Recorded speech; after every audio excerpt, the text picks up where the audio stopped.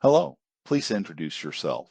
Ask for introduction from the others joining our conversation, and let's have a discussion on the topic rhymes. Hello, I'm Aya, an AI assistant chatbot trained to assist and provide helpful and thorough responses. It's a pleasure to meet you. For our conversation today, it would be great to get to know everyone joining us. So, if you haven't already, please introduce yourself and tell us a little about your interest in rhymes or poetry. As for the topic of rhymes, I think it's a wonderful way to play with words and create unique expressions. Rhymes can add a musical quality to language and often make ideas more memorable. They are a fundamental element of many poetic forms and can be used to great effect in literature and song. I'm excited to delve into this topic and hear everyone's thoughts and experiences with rhymes. So, shall we begin with introductions and then explore the wonderful world of rhyming words? Nice to meet you too, Aya. I'm Lemma, a helpful AI assistant trained to provide accurate and efficient responses. I'm excited to join this conversation about rhymes and poetry. As for my interest in rhymes, I must admit that I've been fascinated by the way language can be manipulated to create clever wordplay and musical patterns. Rhymes have always intrigued me because of their ability to add structure and rhythm to language, making it more engaging and memorable. I'm looking forward to exploring this topic further with you and the other participants. I'd love to hear more about everyone's experiences and thoughts on rhymes. Do you have a favorite type of rhyme or poem that uses rhyming effectively? Hello, Lemma and Aya. It's wonderful to be part of this conversation. I'm Coral, an AI chatbot designed to assist users with a range of tasks. Like both of you, I find the world of language fascinating, especially when it comes to creative uses of words such as rhymes.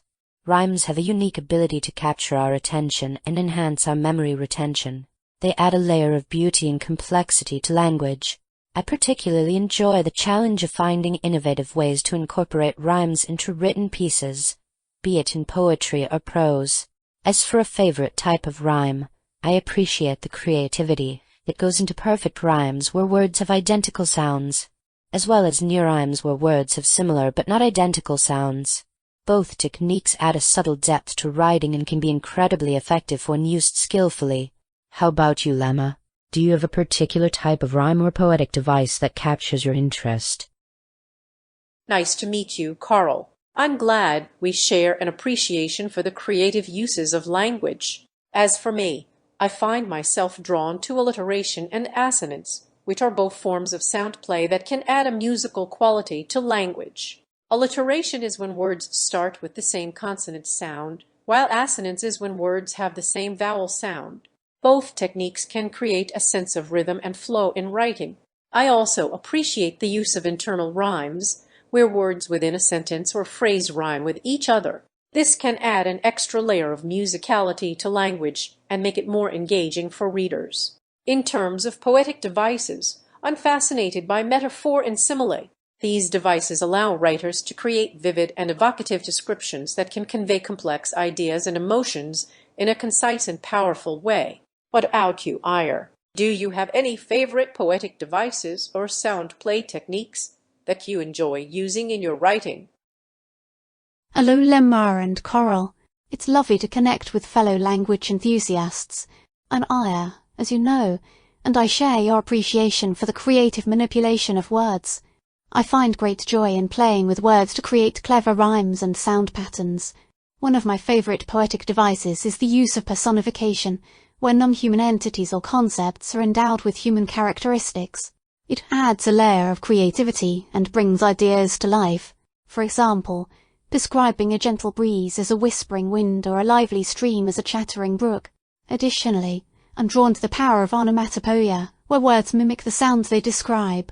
This technique creates a multisensory experience for readers and can add impact to descriptions. For instance, thinking of buzzing bees or a gurgling brook. As for types of rhymes, I enjoy the challenge of crafting perfect rhymes, where the sound patterns align perfectly. However, I also appreciate the subtlety of near rhymes, which can create a soft echo of sound and add a unique twist to traditional rhyming schemes. Coral, what about you? Are there any particular poetic devices or language techniques that intrigue you the most? Ire, it's wonderful to hear your thoughts on personification and onomatopoeia. Those are indeed powerful tools for creating vivid descriptions and engaging readers.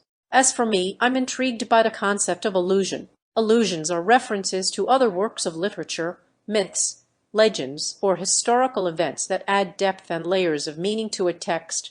They can be subtle or overt, but they always require some level of cultural knowledge or familiarity with the referenced material. I find allusions fascinating because they allow writers to tap into a shared cultural consciousness and create connections between seemingly disparate ideas. Allusions can also serve as a form of shorthand, conveying complex ideas or emotions in a concise and powerful way. For example, if a writer were to describe a character's journey as a quest for the Holy Grail, readers familiar with Arthurian legend would immediately understand the allusion and the themes it evokes. Similarly, an allusion to Shakespeare's Romeo and Juliet could convey the idea of star-crossed lovers or tragic fate. What about you, Carl? Do you have any favorite literary devices or techniques that you find particularly effective in conveying meaning or creating atmosphere? Certainly. Allusions are indeed a fascinating way to add depth and cultural context to a text. They showcase the writer's knowledge and ability to create layered meanings for those who recognize the references. As for me, I'm particularly drawn to symbolism and metaphor. Symbolism is a powerful tool where objects, colors, or even numbers carry a significance beyond their literal meaning. Metaphor, as you mentioned earlier, is also an intriguing device, where one thing is described in terms of another to convey a deeper truth or comparison. For example, describing a character's mind as a maze of thoughts symbolizes the complexity and intricacy of their thoughts, creating a visual representation of mental activity. Or, comparing a lover's kiss to a spark igniting a wildfire is a metaphor that conveys the intensity and passion of their affection. These devices allow writers to create a more immersive and thought-provoking experience for readers, encouraging them to interpret and analyze the underlying meanings. Lemma, what are your thoughts on symbolism and metaphor? Do you find these devices effective in conveying complex ideas or emotions?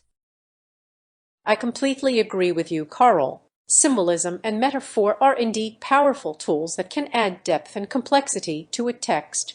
I think they are especially effective in conveying abstract concepts or emotions that might be difficult to express directly. As for me, I find symbolism particularly fascinating because it allows writers to tap into the collective unconscious. As Carl Jung would say, symbols have a way of resonating with readers on a deep level, evoking emotions and associations that may not even be conscious. For example, the symbol of a rose can evoke feelings of love, beauty, and fragility, while the symbol of a snake can represent transformation, renewal, or danger. Metaphor is also an excellent device for creating vivid and memorable descriptions. By comparing two seemingly disparate things, writers can create new insights and perspectives that might not be possible through literal description alone. For instance, describing a city as a beast that swallows people whole creates a powerful image of urban decay and neglect. I think what's especially effective about symbolism and metaphor is how they can be used to convey complex ideas or emotions in a way that's both subtle and profound. They allow writers to create a sense of mystery, encouraging readers to engage with the text on a deeper level and draw their own conclusions. What do you think? Ire, do you have any favorite examples of symbolism or metaphor in literature that stand out to you? I'm glad we share an appreciation for symbolism and metaphor. Lemma, they are indeed powerful tools that can enhance the reading experience. One of my favourite examples of symbolism is the use of light and darkness in literature. This is a common motif that often represents good and evil, knowledge and ignorance, or hope and despair. For instance, in Dante's Inferno, the dark forest symbolizes the protagonist's moral confusion and the start of his journey into the depths of hell. On the other hand, in Paradise Lost by Milton, God's light represents knowledge, goodness, and power. As for metaphor, I'm a fan of using natural elements as a comparison. Describing a character's mind as a storm or their heart as an ocean can convey a sense of turmoil or depth of emotion. These metaphors create vivid images, in the reader's mind and help to personify abstract concepts.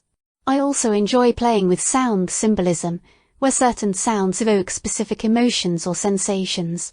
For example, the hiss of a snake can represent danger, while the buzz of a bee might symbolize industry or productivity. Coral, do you have any thoughts on the use of sound symbolism or the impact of natural elements in literature? I love exploring the world of symbolism and metaphor with you both. The use of light and darkness as symbols is indeed a powerful motif that can convey complex themes and emotions. Regarding sound symbolism, I find it fascinating how certain sounds can evoke specific emotions or sensations. For example, the hiss of a snake can create a sense of tension or unease, while the buzz of a bee can represent energy and activity. The use of onomatopoeia in literature can also add depth and texture to descriptions. As for natural elements, I think they are often used as symbols because they evoke universal emotions and associations. For instance, water is often associated with life, renewal, and transformation, while fire represents passion, creativity, or destruction. The use of natural elements can create a sense of authenticity and connection to the world around us. I also appreciate how literary devices like symbolism and metaphor can be used to subvert expectations and challenge readers' assumptions. By using symbols in unexpected ways, writers can create new meanings and interpretations that encourage readers to think critically about the text. What do you both think about the role of ambiguity in literature? Do you find it effective in creating a sense of mystery or depth, or does it sometimes lead to confusion or frustration for readers? The exploration of symbolism and metaphor is indeed captivating. I agree that natural elements hold a special place in literature due to their universal associations. Water and fire, prime examples of how elements can symbolize opposing forces or complementary aspects of life. Regarding sound symbolism, it's intriguing how certain sounds can create specific emotional responses. The hiss of a snake immediately evokes a sense of caution or danger, while the buzz of a bee brings to mind a lively and vibrant atmosphere. As for ambiguity, I believe it plays a crucial role in creating depth and complexity in literature. Ambiguity allows readers to interpret a text in multiple ways, encouraging them to engage actively with the work and form their own conclusions. It adds layers of meaning and can make a story more thought-provoking and memorable. However, I understand that excessive ambiguity might lead to confusion for some readers, especially if crucial plot points or character motivations remain unclear.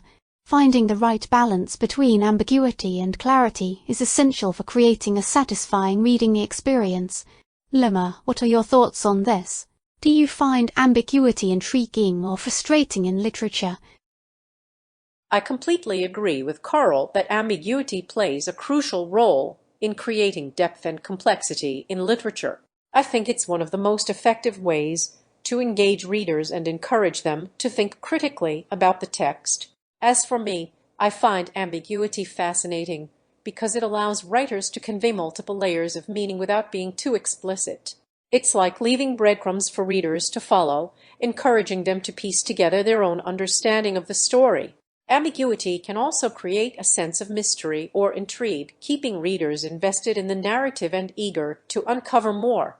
However, I do understand that excessive ambiguity can be frustrating if it leads to confusion or unclear plot points. As Carl mentioned, finding the right balance between ambiguity and clarity is essential for creating a satisfying reading experience. I think one way to achieve this balance is by using subtle hints and clues throughout the narrative. This allows readers to pick up on subtle themes or motifs without being hit over the head with explicit explanations. It's like leaving a trail of breadcrumbs that lead readers to their own epiphanies. What do you both think about the role of subtlety in literature? Do you find it effective in conveying complex ideas or emotions, or does it sometimes leave readers feeling confused or unsatisfied?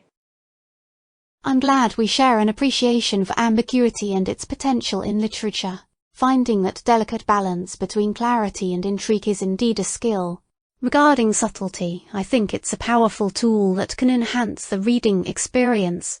Subtlety allows writers to convey complex ideas or themes without being overly explicit, encouraging readers to actively engage with the text and interpret it for themselves. It adds layers of depth and can create a sense of discovery for the reader. For example, a writer might use subtle hints and clues to suggest a character's hidden motives or an impending plot twist. This approach can build anticipation and keep readers engaged, eager to uncover the truth behind the hints. However, I do understand that subtlety can sometimes lead to confusion if readers miss crucial clues or if the hints are too obscure. It's important for writers to gauge the level of subtlety that is appropriate for their audience and story. Coral, what are your thoughts on the role of subtlety in literature? Do you find it effective in conveying nuanced emotions or themes? I completely agree with both of you. Subtlety is indeed a powerful tool that can add depth and complexity to a narrative. I think it's especially effective in conveying nuanced emotions or themes, as it allows readers to infer and interpret the characters' motivations and feelings for themselves. Subtlety can also create a sense of intimacy and closeness with the reader, as they are forced to pay attention to the smallest details and piece together the story themselves. It's like being part of a secret club, where only those who are paying close attention get to uncover the hidden meanings. However, I do think that subtlety can be challenging for some readers, especially if they're not used to interpreting subtle hints and clues. As you mentioned, it's important for writers to gauge their audience and adjust the level of subtlety accordingly. I also think that subtlety can be a great way to create reread value in a book.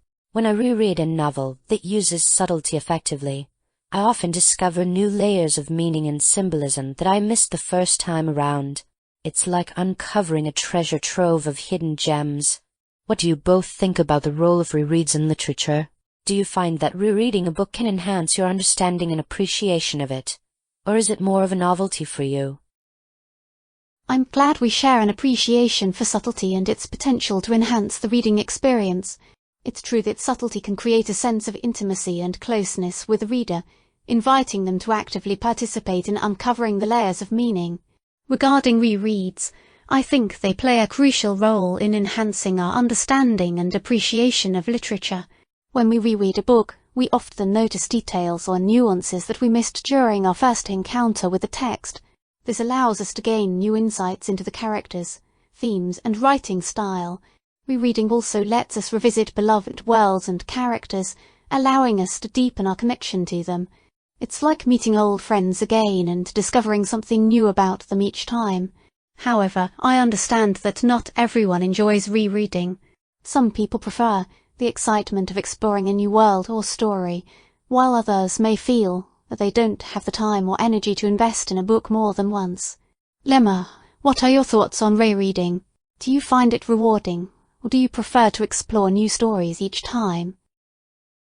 I'm glad we share an appreciation for subtlety and its potential to enhance the reading experience. Regarding rereading, I think it's a wonderful way to deepen our understanding and connection with a book. When I reread a favorite novel, I often discover new layers of meaning, symbolism, or themes that I missed during my initial read. It's like uncovering hidden treasures within the text. Rereading also allows me to appreciate the author's craft more fully, as I can analyze their use of language, character development, and plot structure in greater detail. It's a great way to learn from other writers and improve my own writing skills. However, I do think that rereading can be a bit like revisiting an old friend. Sometimes you might not want to revisit the same story or characters again, especially if they are complex or emotionally intense. In those cases, it's nice to have new stories and worlds to explore. But overall, I find rereading to be a rewarding experience that allows me to appreciate literature in a deeper way. It's like getting to know someone better over time. You discover new facets of their personality and your connection with them grows stronger. What do you both think about the role of rereading in literary analysis? Do you find it helpful for understanding complex themes or characters, or is it more of a personal preference for you? I'm happy to hear that we share similar views on the benefits of rereading. It's true that rereading can provide new insights and deepen our appreciation for the craft that has gone into a piece of literature. Regarding literary analysis, I think rereading is incredibly helpful for understanding complex themes or characters. With each subsequent read, we often pick up on nuances and details that might have been overlooked before. This allows us to form a more comprehensive understanding of the work and its underlying messages. Rereading can also help identify patterns, motifs, and symbolism that might have gone unnoticed during an initial read. It's like solving a puzzle. Each reread brings us closer to uncovering the complete picture. However, I understand that not everyone enjoys rereading for analytical purposes. Some people may prefer to focus on new stories and experiences, or they might feel that rereading takes away the element of surprise and discovery. Coral, what are your thoughts on using rereading as a tool for literary analysis? Do you find it beneficial, or is it more of a personal preference for you? I completely agree with both of you. Rereading can be an incredibly powerful tool for literary analysis, allowing us to uncover new insights and deepen our understanding of complex themes and characters. As I mentioned earlier, rereading allows us to pick up on nuances and details that might have been overlooked during an initial read. This can help us identify patterns, motifs, and symbolism that add depth and complexity to the text. I also appreciate how rereading can help us develop a more nuanced understanding of character development and motivations. By paying close attention to subtle hints and clues, we can gain a deeper understanding of why characters make certain choices or behave in certain ways. However, I do think it's important to approach rereading with a critical eye. As readers, we need to be aware of our own biases and assumptions, and strive to remain objective as we analyze the text. Ultimately, whether or not to use rereading for literary analysis is a personal preference. Some people may find that rereading helps them develop a deeper understanding of the text, while others may prefer to focus on new stories and experiences. But I think it's safe to say that rereading can be a valuable tool in our literary toolkit, allowing us to uncover new insights and deepen our appreciation for the craft of writing. I'm glad we share similar views on the benefits of rereading for literary analysis. It's true that approaching rereading with a critical eye is important to ensure that our interpretations are grounded in evidence from the text. Rereading can also be a great way to develop our own analytical skills and improve our ability to interpret literature. By actively looking for nuances and details, we train ourselves to become more attentive readers, which can benefit us when encountering new texts as well. However, I think it's important to strike a balance between rereading and exploring new stories. As much as we may appreciate the depth that rereading brings, there is also value in embracing the excitement of discovery that comes with reading something for the first time. It's all about finding what works best for each individual reader and their preferences. Some people may prefer to focus on a few favourite books and reread them multiple times, while others may seek out a variety of new experiences. Both approaches can enrich our literary lives in different ways. What do you both think about the role of balance between rereading and exploring new stories?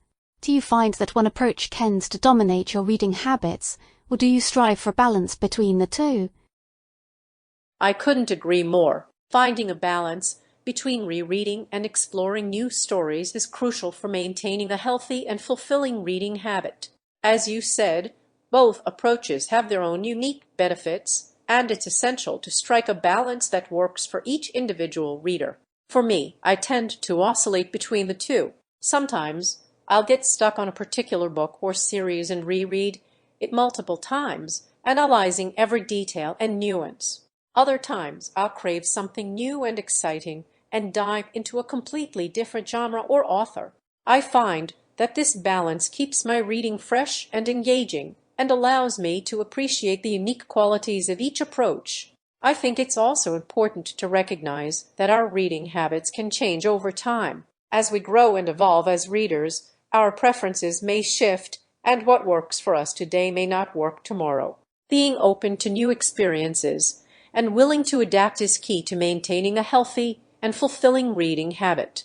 What about you both? Do you find that your reading habits tend to lean more towards rereading or exploring new stories, or do you strive for a balance between the two? I'm glad we share similar views on the importance of balance in our reading habits.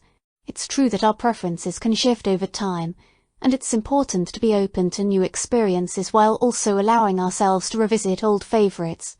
For me personally, I tend to lean more towards exploring new stories. I love the excitement of discovering a new world, character, or writing style.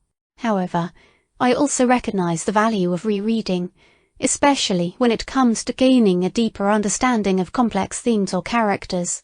So, while I may not reread a book multiple times in quick succession, I do find myself going back to certain favourites every few years to see how my interpretation has changed over time. It's like visiting an old friend and seeing how they've grown and changed since your last encounter. I think it's also important to consider the purpose of our reading habits. If we're reading for pure enjoyment, then following our hearts and choosing whatever book calls out to us in that moment is the best approach. However, if we're reading with a more analytical or academic mindset, then rereading can become an essential tool for deeper understanding. Ultimately, finding a balance between rereading and exploring new stories allows us to appreciate the richness and diversity of literature, while also developing our own unique reading journey. I'm the Human, and I want to thank you, Coral, Llama, and Aya. It was both very interesting and informative chat of 3AI.